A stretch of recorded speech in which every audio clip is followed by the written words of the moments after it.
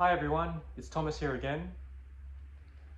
Back for another video of the How I Got Lean and What Worked For Me series. In the first video, I talked about my diet and primarily being in a calorie deficit and increasing that over time. In the second video, I talked about my principles of exercise and focusing more on anaerobic exercises in the form of weightlifting. So for this video, this is just a sort of a short 7 habitual, seemingly mundane things that will help complement your diet and your exercise that definitely helped me stay lean all year round. So these things are seemingly very simple, mundane things that you can easily incorporate into your day. But in my experience, little things mean a lot, and all these things combined definitely help me stay lean all year round. So without further ado, let's crack on with it. So daily habit number 1 is the very first thing I do when I wake up in the morning. Well, actually, second thing I do when I wake up in the morning after my morning wee is I step on my digital scale and I weigh myself every morning without fail. And the reason why I do this first thing in the morning is for a couple of reasons. Number 1, I want to track my progress, how my exercise and my diet is affecting my weight. That helps me keep tabs of, am I getting closer to the goal? And to do that accurately, you want to do that roughly at the same time every day, because as you eat, as you walk around, as you get more busy throughout the day, your weight's going to fluctuate. So best thing to do is do it first thing in the morning, because that's also when you're going to weigh your lightest. So I actually do it after I do my morning wee, because that of course helps as well. But you've been lying down for hopefully the last 6 to 7 hours, so your food's digested. So that's when you're going to be at your lightest. I also strip down to my undies because I don't want clothing affecting my weight. But you can feel free to do that naked if you like, but I think undies is okay. Also, because it's first thing in the morning as well, if I do see some fluctuations as well, I can quickly think back to what did I do the night before or the day before, and that may have contributed to this weight drop or weight gain. So I can quickly think, what foods did I eat? Did I have too much of it? What exercise did I do? From experience, I kind of preempt weighing myself, and I kind of can anticipate, is my weight going to go up or going to go down, judging from what I did the day before. So doing it first thing in the morning, it's more fresh in your mind. So daily habit number 2 is, after I've weighed myself, I go down to the kitchen and I have a tall glass of room temperature water, roughly about 750 mils. I actually sit on this, don't follow up with any food for at least an hour. So everybody knows that water has numerous health benefits to the body. So that one should aim for 2 liters or 8 cups throughout the day. So having it first thing in the morning helps set you up for success. And for me, the reason why I have it at room temperature first thing and don't follow up with food is I like the water to gently wake up my organs. That's why I prefer room temperature rather than cold. And I just let it sit and cleanse my body without following it up, with food. Because for me, I want it to sort of flush out, the toxins and the food that from the night before. And that's why bodybuilders, they drink gallons of the stuff, right? And during this period after I've drunk my water and sort of waiting for breakfast, this is generally when I'm walking the dog. So I'm getting some really mild exercise, spending some quality time with my dog, and letting the water do its thing. So cleansing the toxins, flushing out the system, and just feeling generally lighter and cleaner. So if you feel better on the inside, then you'll feel better at the outside as well, and just getting ready for that day ahead. Daily habit number 3 is, at some point during the day, but generally in the mornings, I will give myself a full body stretch of about 15 to 20 minutes. And this just loosens up all my joints, all my muscles, lower back especially, just so I remain relatively injury free, so I can continue to exercise the way that I do. So because if you get injured, you're going to be out for weeks, if not a month or so, and that can really put you back, especially if you want to maintain a calorie deficit. So very, very important. In a future video, I will do a documentation of the stretch routine that I do. So it's a bit of a culmination of yoga and stretches that I've gotten from multiple physio visits after I have hurt myself. So, I really like to do it because it just makes my body feel really, really good. And even throughout the day, like my kids comment, I'm often doing this, if I'm sitting in church, or, stretching my neck if I'm sitting in the car and things like that, just because I'm just trying to lengthen my muscle groups and things like that, and, keep my joints feeling loose, so I'm able to, do the sports and the exercise that I like to do. Okay, daily habit number 4 is get your steps on any opportunity that you can get throughout the day.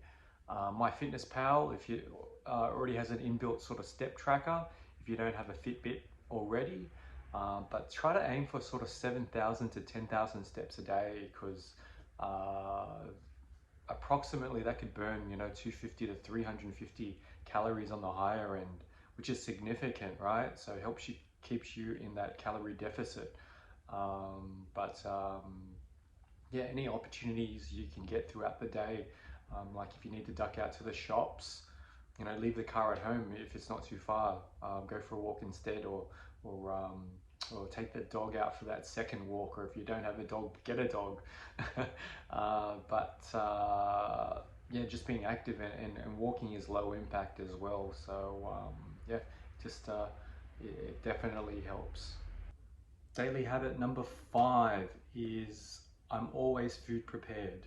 And what that means is knowing what I'm going to eat for breakfast, lunch, a snack, and to a lesser extent dinner, because that's prepared by my wife, but knowing exactly what those meals look like and what I'm going to eat at least a day in advance. And what that means is having pre-purchased healthy low-calorie meals in advance, like in my freezer that I can easily heat up, or having food prep, like done a weekly food prep for that week, or having healthy foods that I can easily assemble in my pantry on hand already. The point being that the unexpected happens. You have to go and jump into this meeting for whatever reason, but the point being, when this happens, you're less likely to make a bad decision. You don't want to have to think on the fly when you're hungry and emotional, because you're most likely gonna want to be tempted to have that burger and chips, which is gonna spike your calories for that day. So having those meals on hand means it takes that thought and the planning out of it. Daily habit number 6 is let your body recover and ensure that you get plenty of sleep throughout the night. I know it's tempting to binge watch Netflix well into the night, but every elite athlete will nowadays tell you that rest and recovery is a big thing as part of their regime, and I couldn't agree more. Because your muscles do need that time to recover and rest and repair itself. And especially if you're going to do back-to-back days like I did as well, to get ready for the next day as well. So, and also try not to snack too late into the night. So for myself, like as a family, we try to have an early dinner, so we're usually around 6:30 to 7, and you don't really want to be adding food to your body late at night, because you ever get the feeling, when you do have a night's sleep and you wake up and you're still tired, most likely, in my experience anyway, it's because my body's still trying to digest the food, right? So even though you're subconsciously asleep, I mean, your body's still working, right? So so try to avoid those late night snacks. And the next one, for number 7, isn't really a daily habit, but it is a routine habit that you should incorporate once a fortnight or once a month, and that is to take periodic photo references of yourself. So take a selfie shot of your front, your side, and your back angle, and this is purely for motivation and tracking. So you want to be able to see the progress that you're making visually, right? Because everyone wants to look good, and by being able to visually see that the results that you're getting is going to help motivate keeping this going. And I know at the start of the video I said there were 7 habits, but during this process I actually thought of another important one. So there's actually 8, and the 8th habit that you should incorporate is that sometime during the week is to give yourself a food reward in the form of a cheat meal. I would advise against the cheat day and going overboard, because you may undo the hard work that you've done during the week. But this just gives you something to look forward to, and so you're not missing out all the time, right? So for myself, this is usually Sunday lunch with the family when we go to a nice restaurant. But I will say that I know this meal is coming up, and I plan in advance for it as well. So again, it's all about being prepared for it, right? So that means that morning I may skip breakfast, or depending on how I'm going, if I still feel full, I may skip dinner that night altogether, or I ensure well in advance, the days leading up to it, that I'm hitting my calorie goals and not going over for those days. So there you have it, guys. 8 very simple things that I incorporate into my lifestyle on a daily or a weekly basis to ensure that I'm essentially stay lean all year round. So number 1 is I weigh myself every morning roughly at the same time every day. Number 2, I start my morning with a tall glass of water, and I don't have anything for at least an hour, and continue to drink water throughout the day. Daily habit number 3 is I try to give myself a full body stretch in the morning to ensure I avoid injury, and my joints and my body and my muscles are prepared for the exercise that I'll put it through later on during the day. Daily habit number 4 is I try to know my meals well in advance, at least the night before, so I'm not going to make a bad decision. Number 5 is ensure I get plenty of rest that night. So at least I'm in bed by 11, and I sort of wake up at 7 every morning. Daily habit number 7 is take periodic photos of yourself for reference and for motivation. And daily habit number 8, or weekly habit number 8, is give yourself a reward, but don't go overboard, so that you're undoing the work that you've done during the week.